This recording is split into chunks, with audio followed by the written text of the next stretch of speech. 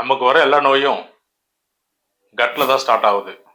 அதாவது நம்ம குடல்ல இருந்து தான் ஸ்டார்ட் ஆகுது அப்படின்னு ஹிப்போக்ரேட் சொல்றாரு. அது எப்படிரா அப்படிங்கறத இந்த வீடியோல பார்க்க போறோம். டாக்டர் பூவேந்தன், சாந்தமோகினி மருத்துவமனை.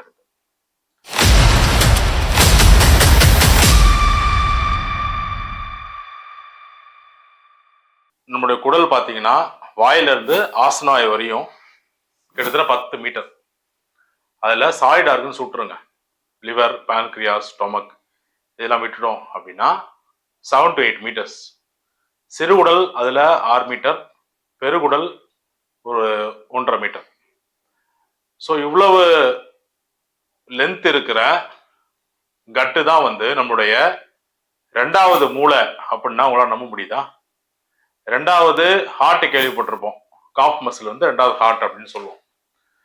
இது ரெண்டாவது பிரெயின். அது எப்படிரா அப்படின்னு கேட்டீங்கன்னா, எக்ஸாம் போகும்போது வயிற்ற கலக்கும். ஏன் கலக்குது? ஒரு பதற்ற நிலை பிரெயின்ல ஸ்டார்ட் ஆகும்போது ஸ்டொமக்ல வந்து ரிஃப்ளெக்ஸ் ஆகுது. ஒரு அழகான பொண்ணை ஒரு அடலசன்ட் ஏஜ்ல பார்க்கும்போது, வாலிப வயசுல பார்க்கும்போது வயிற்றுல பட்டாம்பூச்சி பறக்குது. ஆணுக்கு மட்டும் தான் பறக்குமான்னு கேட்டா பெண்ணுக்கும் பறக்கும். பெண்ணுக்கு வந்து தலைக்கு மேல பல்பு எரியும். இது எல்லாமே எங்க ஸ்டார்ட் ஆகுதுன்னு பாத்தீங்கன்னா கட்ல தான். அது ஏன் கட் அப்படின்னு வச்சிருக்காங்கன்னா, கட்டர் நீங்க எல்லாரும் பார்த்துருப்பீங்க, கேள்விப்பட்டிருப்பீங்க. கட்டர் அப்படிங்கிறது ஒரு ஷீட் போட்டிருக்காங்க அப்படின்னா அந்த ஷீட்ல இருந்து ஒரு பைப் கொடுத்துருப்பாங்க. நம்ம ஃபுல் பைப்ல பாதி இது இப்படி இப்படி இருக்கும். அதுக்கு பேரு கட்டர்னு சொல்லுவாங்க. இப்ப நம்ம சாப்பிட்ற சாப்பாடு செரிமானம் ஆகி வெளியேற வரைக்கும் அந்த கட்டு மூலியமா தான் வெளியே வரும். அதனாலதான் அதுக்கு பேரு கட் அப்படின்னு வச்சிருக்காங்க. கட்டர்ல இருந்து வந்ததுதான் கட்டு. இந்த கட்ல ஃபுல்லா பாத்தீங்கன்னா 3 கிலோ மைக்ரோ ஆர்கானிசம் இருக்குமா. 3 kilo bacteria, virus, yeast, fungi இதெல்லாம் சேர்த்து. இது நம்ம குடல்ல பாத்தீங்கன்னா அந்த குடலை விரிச்சு கட் பண்ணி விரிச்சோம் அப்படின்னா ஒரு பேட்மிண்டன் கோர்ட் அளவுக்கு நம்மளால விரிக்க முடியுமா. அந்த அந்த குழாய் இருக்கு பாருங்க, 10 மீட்டர் சொன்னேன். அது கிட்டத்தட்ட 600 வந்து 700 ஃபோல்ஸ் வரைக்கும் பெண்டாய் இருக்குமா. இப்ப நான் சொன்னேன் இல்லையா, இந்த வயிற்றுல வந்து ஒரு உணர்வு ஏற்படுது. அப்போ எல்லாரும் யோசிப்போம், ஹார்ட் சொல்றது கேட்கறதா மூளை சொல்றது கேட்கறதான்னு கேட்போம். ஆனா யாருமே அந்த வயிற்றை வந்து மதிக்கிறதே இல்லை. ஆனா நமக்கே தெரியாம ஒரு கட் ஃபீலிங் அப்படின்னு நம்ம எல்லாருக்கும் தெரியும். இந்த பொண்ணை கல்யாணம் பண்ணிக்கிட்டா நம்ம வாழ்க்கை நல்லா இருக்கும் அப்படின்னு நமக்கு தோணும். இவன் நம்ம வாழ்க்கைய கவுத்த போறான் அப்படின்னு நமக்கு தோணும். ஆனா மறுநாளே அது நடந்துரும். இந்த மாதிரி ஒரு அசரீரி, ஒரு இன்ட்யூஷன் அப்படிங்கிற டெவலப் ஆகுறது எங்க இருந்து பாத்தீங்கன்னா கட்ல இருந்துதான். கிட்டத்தட்ட உலகளாவிய ஒரு 40% மக்களுக்கு வந்து இந்த கட்டுகள் சரியில்லாதனால constipation, diarrhoea, irritable bowel syndrome, IBS சொல்லக்கூடிய இரிட்டபிள் பவல் சிண்ட்ரோம் இதெல்லாம் உலகளவுல இருக்கு அப்படின்னு சொல்லப்படுது. இப்போ கட்டுக்கும் பிரெயினுக்கும் ஒரு நரம்பு மண்டலம் கனெக்ட் பண்ணுது. அதுக்கு பேர் வேகஸ் நர்வ்னு சொல்லுவாங்க. Central nervous system, enteric nervous system, CNSயும் ENSயும் கனெக்ட் பண்ற ஒரு நரம்பு தான் வந்து வேகஸ் நர்வ்.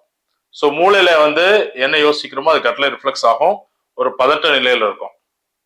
எக்ஸாம் போறோம், பப்ளிக் எக்ஸாம் நடக்குது, இல்ல ஒரு கிளாஸ் டெஸ்ட் நடக்குது, படிக்கல அப்படின்னா நமக்கு வந்து மோஷன் போகும். ஒரு சிலர் ரொம்ப பதட்டமா இருப்பாங்க, இன்டர்வியூக்கு போவாங்க. இன்டர்வியூக்கு போறதுக்கு முன்னாடியும் 10-15 முறை மோஷன் போயிட்டு தான் போக முடியும். ஸோ இதெல்லாம் வந்து ஆங்ஸைட்டினால, ஒரு ஆங்ஸைட்டிங்கிறது மூளையில வந்து டெவலப் ஆகி கட்ல தான் காட்டுது.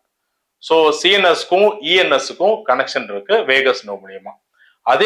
இதே நீங்க அப்ளை பண்ணலாம். கான்ஸ்டிபேஷன் இருக்கு, ஒரு நாள் மோஷன் போகல அப்படின்னா அவங்க இரிட்டபிளாவே இருப்பாங்க. எப்படா இது போகும் வெளியே, அப்பதான் அவங்களால வேலையவே செய்ய முடியும், மற்ற வேலையவே. ஒரு சிலர் 10 நாள்ல போவாங்க, 10 நாள் கழிச்சு போவாங்க, 20 நாள் கழிச்சு போறவங்களும் இருக்காங்க. அவங்க இந்த கிரைட்டீரியால வரமாட்டாங்க. ஸோ ENSக்கும் CNSக்கும் வந்து மிகப்பெரிய கனெக்ஷன் இருக்கு.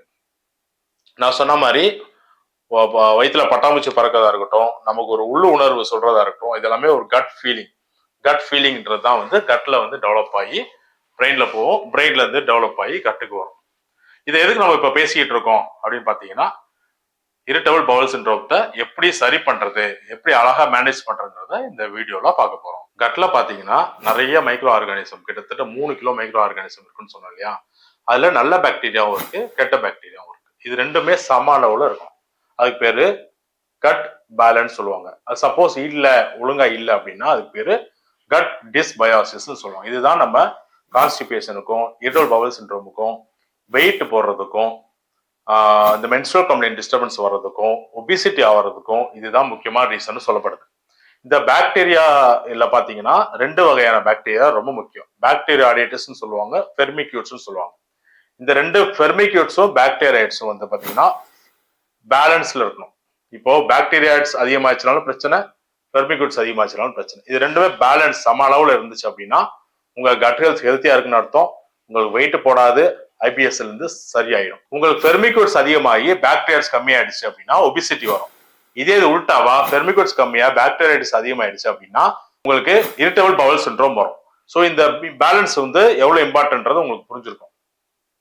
இது எப்படி நம்ம சமநிலையை மேனேஜ் பண்றது அப்படின்னு பாத்தீங்கன்னா, நம்ம சாப்பிட்ற உணவு பழக்க வழக்கங்கள் எல்லாமே மாறி போச்சு. பேக்கடு ஃபுட்டு, மால்டோட்ரெக்சின் இருக்கிற ஃபுட்டு, சக்கரை அளவு ஜாஸ்தியா இருக்கிற ஃபுட்டு, சக்கரை அளவு அதிகமா இருக்கிற ஃபுட்டு சாப்பிட்டாலே நமக்கு வந்து பாக்டீரியாய்ட்ஸுக்கும் ஃபெர்மிக்யூட்ஸுக்கான இம்பேலன்ஸ் வந்து கெட்டு போயிடும். ப்ரீபயோட்டிக்ஸ் ப்ரோபயோட்டிக்ஸ் கேள்விப்பட்டிருப்பீங்க. அது என்னடா ப்ரீபயோட்டிக்ஸ் ப்ரோபயோட்டிக்ஸ்னா, நம்ம பழைய காலத்து உணவு வச்சுன்னு எக்ஸ்பிளைன் பண்ணிடலாம். பழைய கஞ்சி, சின்ன வெங்காயம், இது அந்த காலத்துல விவசாயிகளும் இருந்து எல்லாருமே சாப்பிட்ட காலை உணவு அதுதான். ஏன் சாப்பிட்டாங்க அப்படின்னு பாத்தீங்கன்னா, இந்த ப்ரோபயோட்டிக்ஸ்ல வந்து பாத்தீங்கன்னா லைவ் வைரஸ், பாக்டீரியா, ஃபங்கஸ் எல்லாமே இருக்கும் இந்த பழைய கஞ்சியில. சின்ன வெங்காயத்துல ப்ரீபயோட்டிக்ஸ் இருக்கு, இதுல லைஃப் இருக்கும், இந்த லைஃபுக்கான உணவு இதுல இருக்கும். ஸோ பாக்டீரியாவே சாப்பிடணும், பாக்டீரியாக்கான உணவும் சாப்பிடணும். அப்ப நம்ம கட் ஹெல்த் வந்து ரொம்ப நல்லா இருக்கும். இதைத்தான் வந்து ப்ரீபயோட்டிக்ஸ் ப்ரோபயோட்டிக்ஸ் சொல்றோம். ஸோ ப்ரோபயோட்டிக்ஸ் வந்து பாத்தீங்கன்னா லைஃப், அந்த லைஃப்னா உயிருள்ள பாக்டீரியா, உயிருள்ள வைரஸை நம்ம உணவு மூலியமா எடுத்துக்கிறது. இது எதுலலாம் இருக்கு பாத்தீங்கன்னா கேர்ட்ல இருக்கு. அதனால மதிய சாப்பாடு கேர்ட்ல சாப்பிட்டு முடிக்கணும்னு சொல்றோம். இன்னொரு ப்ரோபயோட்டிக்ஸ், முக்கியமான ப்ரோபயோட்டிக்ஸ் பார்த்தீங்கன்னா யோகர்ட், கேர்டு, மோர், கஞ்சி, இது எல்லாத்துலயுமே பாத்தீங்கன்னா ப்ரோபயோட்டிக்ஸ் இருக்கு. இதெல்லாம் லைஃப். இதெல்லாம் வந்து கட் ஹெல்த்தை இம்ப்ரூவ் பண்றதுக்கு நல்ல பாக்டீரியா நம்ம சாப்பிட்றோம். இந்த நல்ல பாக்டீரியா வாழ்றதுக்கு நம்ம வந்து ப்ரீபயோட்டிக்ஸ் சாப்பிடணும். அது என்னெல்லாம் பாத்தீங்கன்னா, சுகர் கேன் ஜூஸ் நிறைய பேர் சாப்பிட்றது இல்லை, சுகர் கேனே சாப்பிட்றது இல்லை, சுகர் ஜூஸும் குடிக்கிறது இல்லை. சுகர் கேன் ஜூஸ், சின்ன வெங்காயம், இதுல வந்து பாத்தீங்கன்னா நிறைய ப்ரீபயோட்டிக்ஸ் இருக்கு. ஸோ ப்ரோபயோட்டிக்ஸும் ப்ரீபயோட்டிக்ஸும் பேலன்ஸ் இருந்துச்சு அப்படின்னாலே உங்களுக்கு ஒபிசிட்டி, கான்ஸ்டிபேஷன், அடிக்கடி கேஸ் போறது, ஏப்பம் பிரச்சனை, ஒபிசிட்டி, இரிட்டபிள் பவல் சிண்ட்ரோம், இது எல்லா பிரச்சனையில இருந்து வெளியே வந்துடலாம். ஒரே சொல்யூஷன் கட் ஹெல்த்தை வந்து ப்ராப்பரா பாத்துக்கிறது. ஆனா நம்ம என்ன சாப்பிட்றோம்னு பாத்தீங்கன்னா, அதீத நான்வெஜ், அதீத பேக்கடு ஃபுட்டு, சம்பந்தமே இல்லாம இந்த கார்ன் சாப்பிட்றது. கார்ன்ல பாத்தீங்கன்னா ஒமேகா 6 இருக்கு, அது ரொம்ப நல்லது கிடையாது. ஆக்சுவலா கார்ன்ஸ்ல வந்து ஒமேகா 6 இருக்கு, ஒமேகா 3 வந்து ரொம்ப நல்லது, ஒமேகா 6 ரொம்ப நல்லது இல்லை. ஸோ இந்த மாதிரி உங்க கட் ஹெல்த்தை ப்ரீபயோட்டிக்ஸ்னாலையும் ப்ரோபயோட்டிக்ஸ்னாலையும் ஹெல்த்தியா வச்சிருந்தீங்க அப்படின்னாலே உங்களுக்கு கட் ஹெல்த் நல்லா இருக்கும். கட் ஹெல்த் நல்லா இருந்தாலே உங்க பிரெயின், வயிறு நல்லா இருந்தாலே உங்களுக்கு பிரெயின் வந்து நல்லா பாசிட்டிவா திங்க் பண்ணும். பாசிட்டிவா திங்க் பண்ணா உங்களுடைய லைஃப் வந்து ப்ரொடக்டிவா இருக்கும், உங்க வேலை ப்ரொடக்டிவா இருக்கும். உங்களால பணம், வசதி, சம்பாத்தியத்திலையும் வந்து பாத்தீங்கன்னா உங்களால நல்ல விதமா யோசிக்க முடியும். ப்ரொடக்டிவ் திங்கிங் இருக்கும். யுவர் வாட் யூ ஈட் அப்படின்னு சொல்லுவாங்க. நம்ம என்ன சாப்பிட்றோமோ அதுதான் வந்து செல்ஸ் கிரகிச்சு நம்ம உடம்புல நல்லதாகவோ கெட்டதாகவோ உருமாறுது. அதே மாதிரி நம்ம நல்ல உணவு சாப்பிட்டோம் அப்படின்னா நல்ல பாக்டீரியா டெவலப் ஆகிறதுனால நல்ல சிந்தனைகள் வரும். நல்ல சிந்தனைகள் ஓட்டம் வரும்போது நம்ம வேலையும் ரொம்ப ப்ரொடக்டிவா இருக்கும்.